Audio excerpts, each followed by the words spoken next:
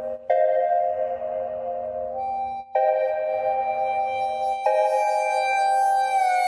doctrine of discovery is the current system of laws and policies that justify the removal of land from Indigenous peoples. These laws are rooted in church doctrines that originated in the 15th century.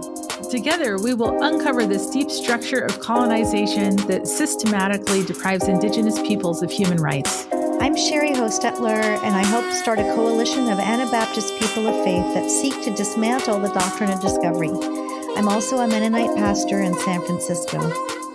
And I'm Sarah Augustine, and I also helped start this coalition. As an activist and scholar, I'm the descendant of the Tewa people and a displaced person. This is the Dismantling the Doctrine of Discovery podcast. Right. I'm really finding it helpful just to hear what we've begun to talk about, which is why Debbie and I talked previously that this could be a several episode series of podcasts about this, because mea culpa, I might have even been the person to tell you, Debbie, that the decolonizing worship lasts an hour. And I know at my church, we also struggle with that because we have things that are supposed to be happening afterwards and et cetera. But it's really interesting because we have a number of folks from parts of Africa and also Central America who've started to come to our church, and they're saying exactly the same thing you're saying, Debbie, about sort of the time enslavement. I don't know what you'd call it. They don't use those words. I am like the way we are sort of, bound to the clock, and how that can or cannot inhibit the spirit. And so I really appreciate you starting to talk about those specifics around how you see colonized worship happening. I also wonder about how do you, we didn't say we were going to talk about this, so please, we don't have to go down this route right now, but even the fact that we worship in buildings, I sometimes think about, I have a very different experience of prayer now that I'm mostly praying outside. Yeah. And I wonder, and I think also being in someone's house is different than being in a building, even if it's a very simple Mennonite building. Mennonite worship spaces are pretty simple, but that also feels different, right? To be in someone's house. I don't know. I'm just curious about how you might reflect briefly on just the space where we worship. Yeah, I think the thing that would come to my mind first is, my prayer life is centered around prayer times that includes what's going on outside, not inside my house. Right. And that is where I'm the most aware of what is going on in creation, right? That it is morning, or it is noontime, or it is the end of the day, or it is dark outside. Whereas when we go into a worship space, the very first and most important difference is that there's neither time nor space in a building. Right. It completely, you're disassociated completely with what's going on outside. And so that structure, for practical reasons, I see, especially, I live here in Arizona, it's 107 outside. You want to be inside where it's cool, and, elders can sit in comfort, and, all of those kinds of things. But, we don't even say that the reason that we have the buildings is to accommodate the elders, that we have respect for them, or to, make sure that our children are not going to stray and get injured, or any of those things. Instead, we use it as almost, it's such a sacred space, right, that we have to create the sacred space in there by creating a worship service and a liturgy that includes the aesthetic that you're in. Whereas I think when we're outside and we are praying, God has provided the aesthetic, and we don't need to recreate it, because actually this is one of those humbling moments when we can acknowledge that maybe God knew more what they were doing than what we do. I like that. Yeah. Yeah, so I defined a little bit of, and I think definitions are important. And I know, Sarah, you said earlier that we have at the coalition some defined words that guide us. What is decolonization? What are those kinds of things? Maybe we should hear those Mm. definitions from you, what they represent, and I can tell you what my own interpretation of decolonized worship is at Mhm. this time, and we could talk about that. That would be great. So we describe decolonization in our coalition as the relinquishment of a subjugated people. We have a much longer, definition, but that's at the core. It's the release of subjugated people. So, and I'll say more about that. Decolonization is a process that we are undertaking as a coalition in movement with many other indigenous movements, because settler colonialism is a process that's ongoing. And so um, dismantling that takes time and effort and energy. It's not the kind of thing that's going to fall apart on its own. And so I'll just say it again. Decolonization is the relinquishment of a subjugated people. So by that I mean the laws and policies, which are the rules of reality, are are such that indigenous peoples and other marginalized peoples are in bondage to them. That these laws and policies are a mechanism of oppression that prevent indigenous peoples from seeking our own self determination and from meeting our own needs. We have rules and policies in place that prevent us from doing that, and we call that structural violence. So that's what decolonization is: relinquishing those who are marginalized from the oppression of these systems, which means the systems themselves um, have to be dismantled.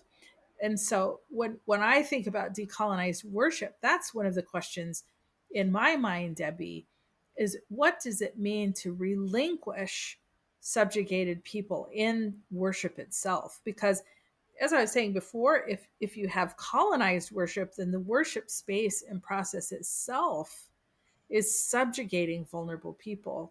So when we're talking about decolonizing that space, how do we release ourselves and each other from those systems of oppression within worship itself?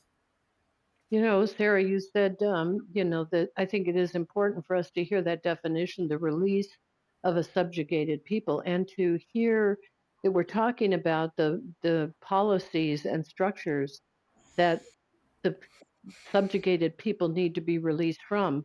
But to get to colonization, I think we have to say also that it is an intentional subjugation of people. It's intentional. The Yes. purpose is man-made. It Yes. is it is guided by power and structures for self-gain. Yes. And that's an important piece, I think, of when we define what we are doing, even in worship, right? Because our intent has to become not that. It needs to be completely not that by saying decolonized worship. Mhm. So when we talk about decolonizing worship, we have to be able to critically evaluate and transform the religious practices that have removed or will remove colonization or colonialism, and promote inclusivity, promote cultural sensitivity, promote theological diversity. Mhm. It has to be an intent that involves challenging, right? The challenge of the more Western centric interpretation of faith, and to reclaim cultural and spiritual traditions of marginalized and people who were marginalized by colonial powers.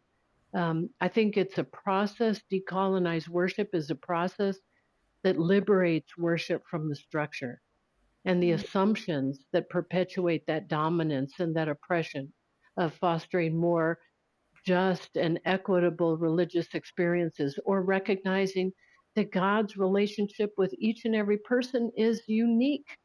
Mhm. And it's okay for that to be messy and sloppy and undefined and, not clear to people. because that's what's going to bring us together, is when we learn from each other, right? That we experience each other at the spirit, at the deep level. Um, so that evaluation process is where we had to start. When we talk about decolonized worship, um, I think we have to start with examining the cultural and theological assumptions that all of us bring. Now, in the coalition, currently, decolonized worship or decolonizing worship is planned by the spiritual care team.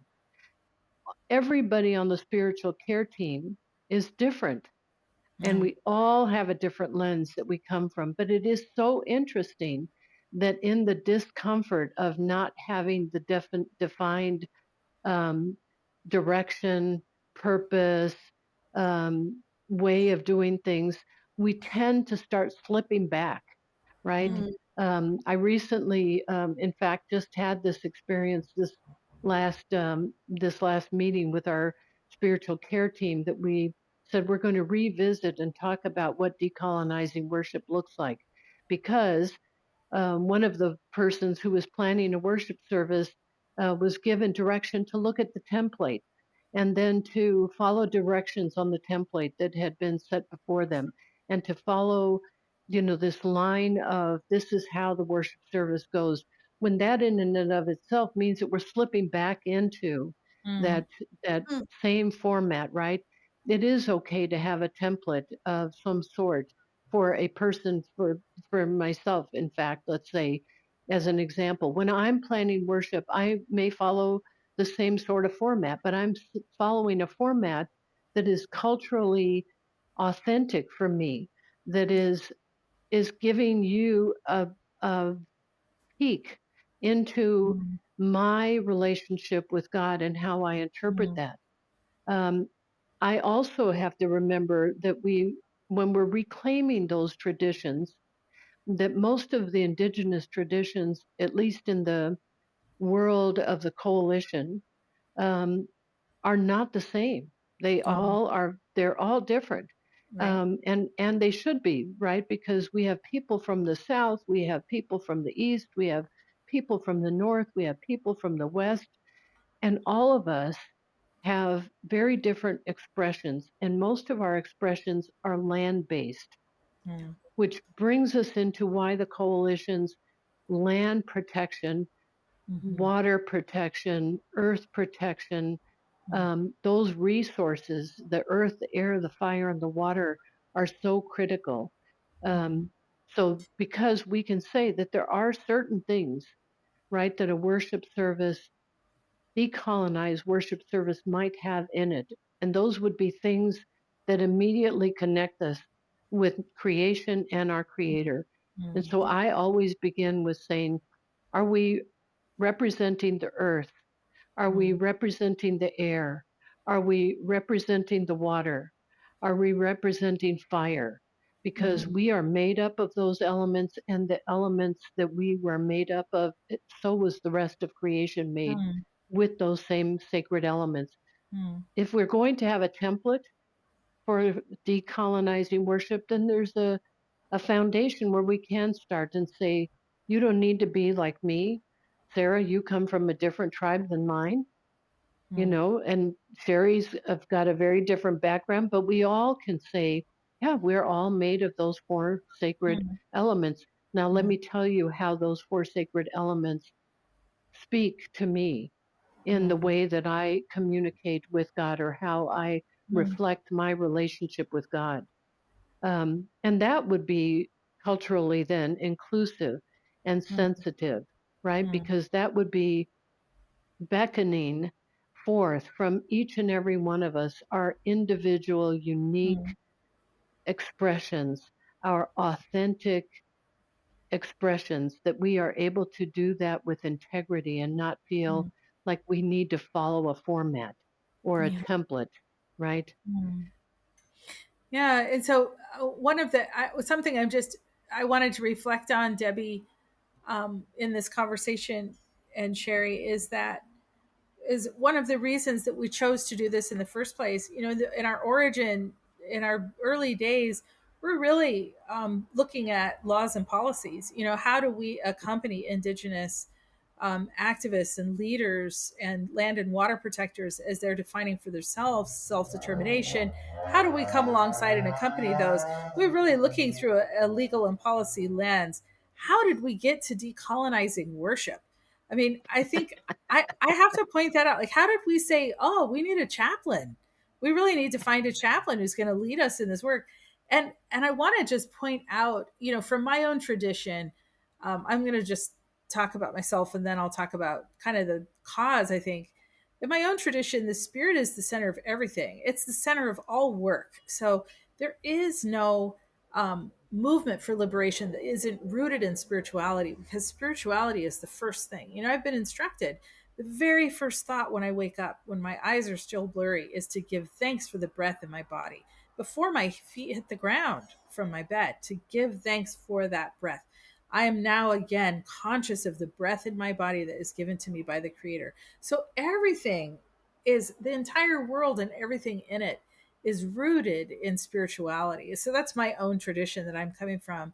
But I think in the coalition, it feels like, wow, we're really a bunch of people forming working groups to work on sort of dry, policy stuff. How did this come about? And I want to say, for me, it really came about less because of my own spiritual consciousness and more because as we gathered over the years, different people needed help navigating our time together because of having been traumatized by the church. So many people had been traumatized by the church. And so it's such an interesting thing, because we started out in the Mennonite tradition, and then other Christian traditions have joined us since then. And then this other strange thing started to happen, is that people who are unchurched or people who have chosen to step back from the church have chosen to join us. And suddenly we had this diversity of people coming from different traditions, ways of understanding, ways of knowing, but also ways of understanding and relating to the divine. And then people who have been damaged by their own experience of Christianity. And we thought, well, we actually have some work to do here. We need to provide pastoral care. We have to provide care to people also, because this work, it's hard work. Everywhere we go, think of this, we're providing resistance everywhere we go, which means there's conflict everywhere we go. That is hard work, asking people to step into conflict, asking people to step against the status quo, day by day, week by week, month by month, year by year. That is exhausting work.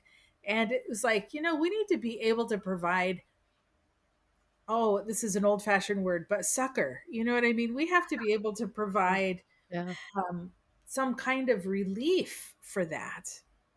Yeah. And so I think these two things together are what caused us to say, we have got to invest in a spiritual leader for our work.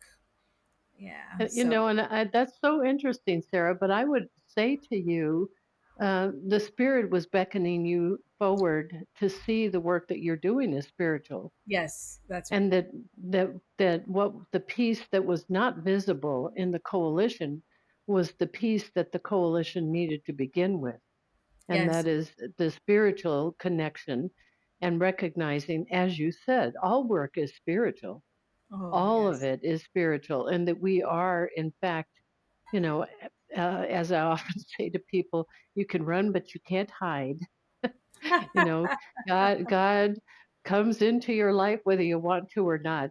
And Yeah. even speaking to you and with you and Sherry about unchurched people or people who have been harmed or damaged by the church, as an elder, and of course, in your own right, and certainly in the way that my elders have taught me, is that, the answer is not to run away. Um, Yes. we are called to be warrior spirits, right? And Mhm. warrior spirit does not mean that you're going into battle, but it means that you're willing to stand for what is important, that you are willing to stand up against, right? To defend and care for, or as you use the word succor, the people who are your people, all of the people around us, the world around us, the winged and the crawlers on the land, the four-legged, everybody. We all need to be concerned about all of them. Mm, It worries me, and it happens a lot in the Episcopal tradition. I'm not sure what happens in other traditions. I was raised in the Roman Catholic tradition because our tribe was missionized by the Roman Catholic missionaries way back in the 1500s in our original eight sacred villages. But but when I hear the Episcopal Church, people will come to the church and they will say, "Oh, I don't like the way this priest preaches," or "I don't like the way that they're doing the worship service, so I'm going to go to this other church." Or I get mad at somebody and I'm just going to leave because I'll go to the church down the street instead.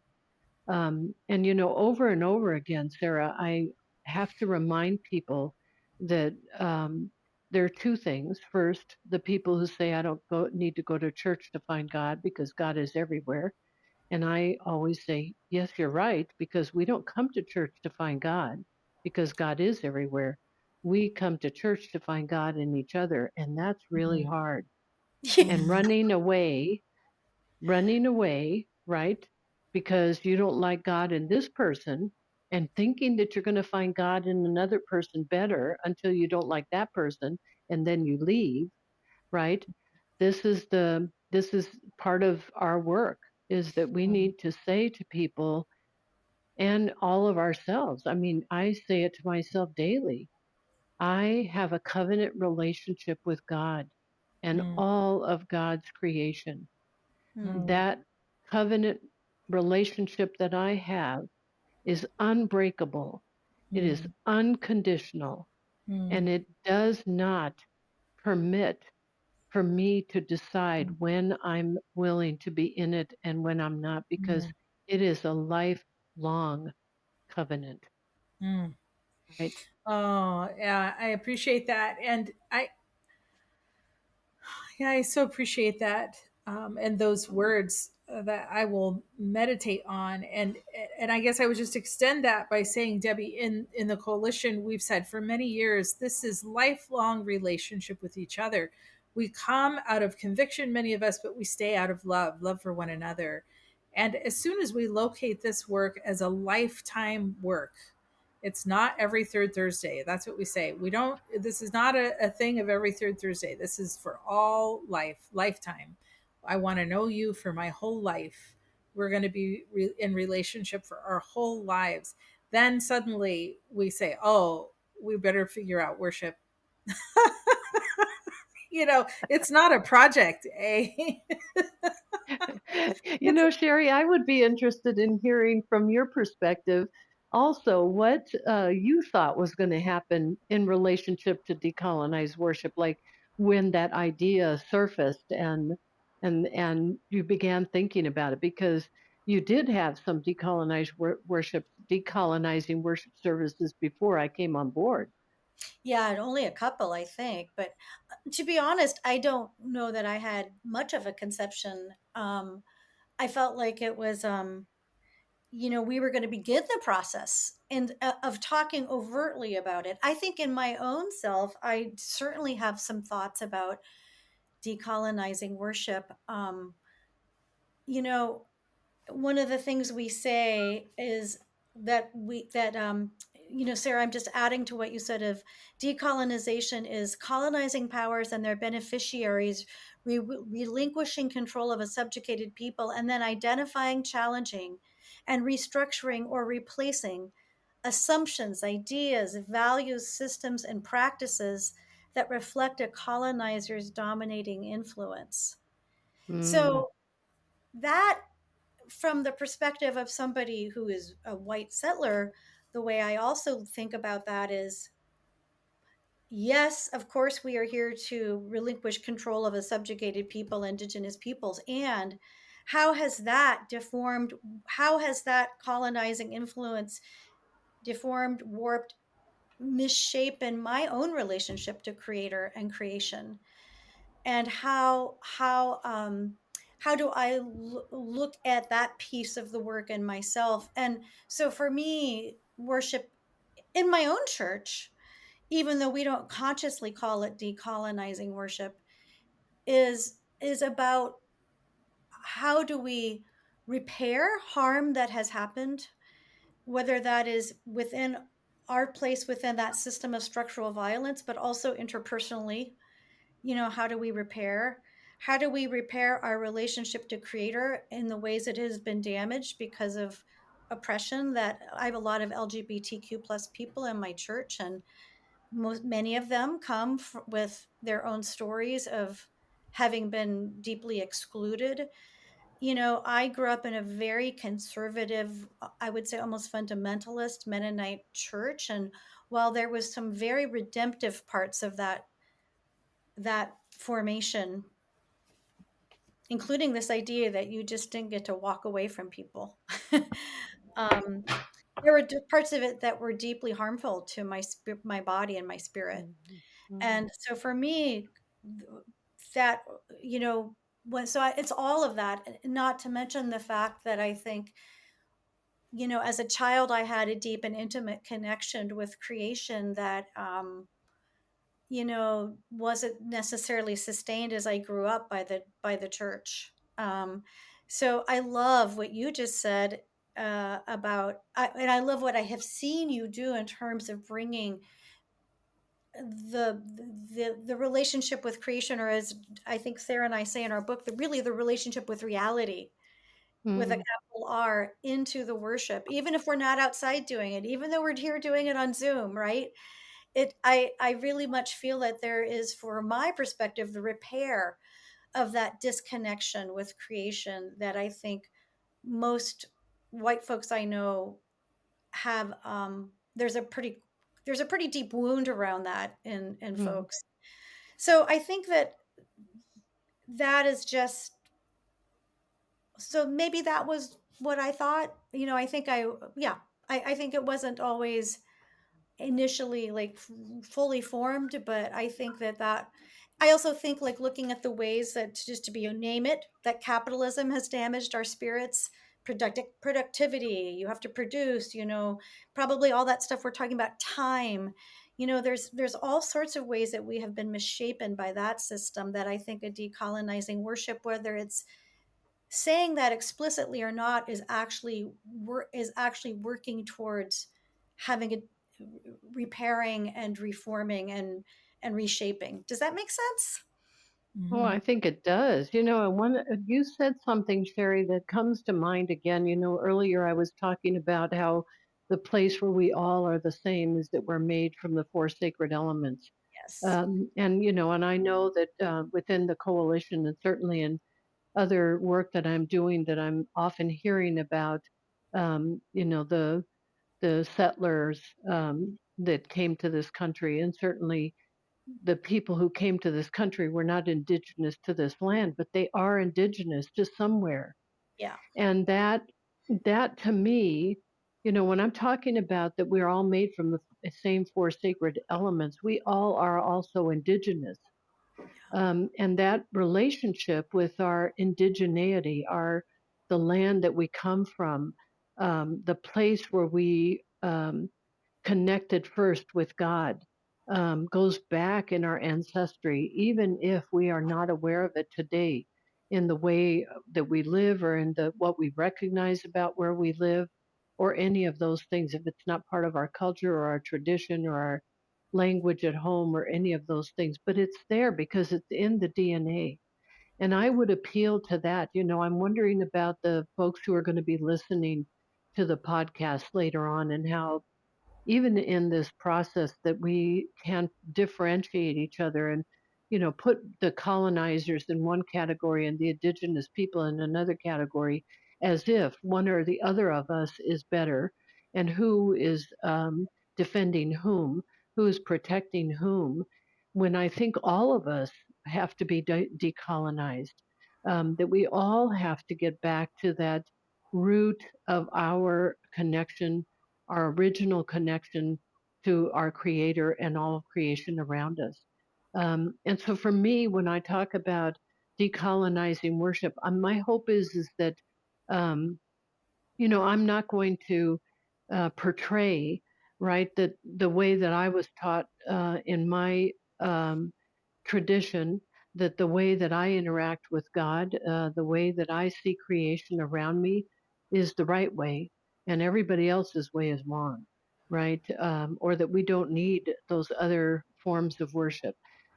We do have to think about where did those forms come from, and are they actually indigenous to the person, right? And indigenous to our relationship with God? Are they authentic to that, or were they colonized and defined for us that went along with our identity? Because that also goes into this colonized perspective of denominations. I even in Native communities, I have we here in Arizona, I'm the Canon for Native Ministry, and we have a council for Native Ministry that leads the work that we do in this diocese. And I had to say out loud to people, because we began having people come to us that were Native but were not Christian, or they were not from the Episcopal tradition. They're from other traditions, and I said, this council, as all councils, are not made up of people who we have defined, right? The council is made up because the Spirit led them here and they belong here. So we don't check anybody's Episcopal card at the door, and we don't check their native card at the door, right? It's like they're here because they were Spirit led. And I hope that people that come to our decolonizing worship are not seeking to connect with the indigenous way of worship, because that in and of itself is going to get us into some trouble. So It true. certainly has gotten people into trouble when I Yes. see the appropriation of some of our cultural ways, other people trying to function, doing things, using things that we would traditionally use, but maybe is not even part of anything that they traditionally in their indigenous identity would have used.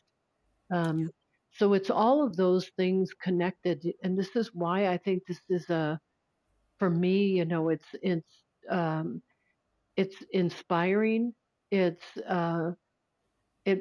draws me in, because it's a place where we really do need to change things. I'm not going to see that change.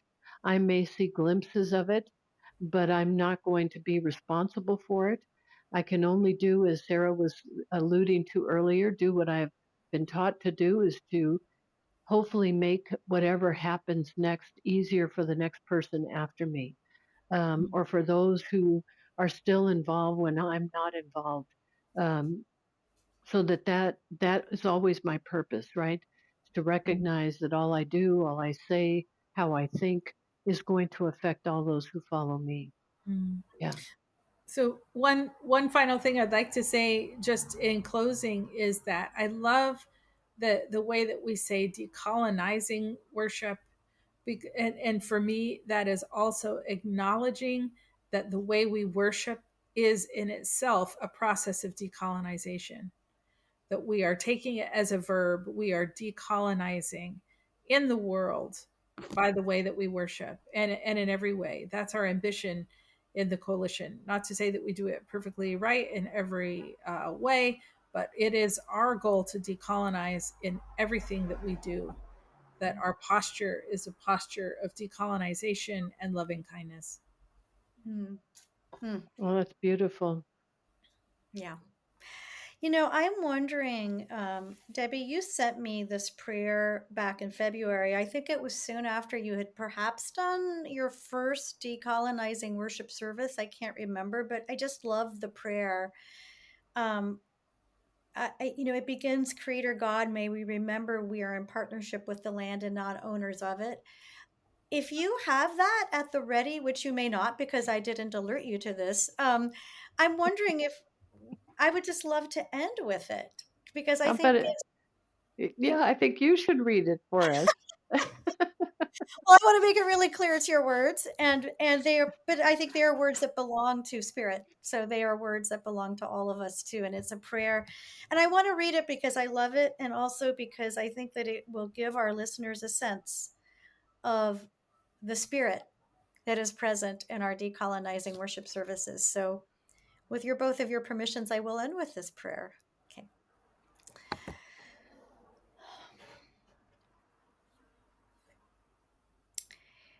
Creator God, may we remember we are in partnership with the land and not owners of it.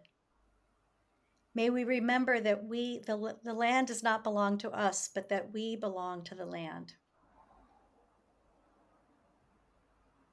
Spirit of God, remind us that we are interwoven. May we not miss the message. Let us remember to pay our respects to the siblings that give us life, the trees who are our elders as their branches that look after our lungs. We share breath with the plants and they remind us of growth. The generosity of land and the fruit of her mysterious labor are living examples. May our hands be worthy of this partnership, that we may learn to lay down dominion and instead grasp onto partnership. May we listen to the messages of the trees as their roots whisper to us from beneath the grass that they have been waiting for our return. Mhm. Amen. Amen. Hmm. Oh, Thank thank you, you. Sari. So Thank good you, to Sarah. thank you, Debbie. So good to be together. Thank you Yeah. so much for this precious time. And in the show notes, of course, I will be linking to how you can join our decolonizing worship service. This podcast is hosted by us, co-produced by the Coalition to Dismantle the Doctrine of Discovery and Anabaptist World. The opinions expressed here are ours, however, and do not reflect official positions of Anabaptist World. For more information, go to anabaptistworld.org and dismantlediscovery.org. Our theme music is by Micah Peplow and Shannon Kaler. Thank you.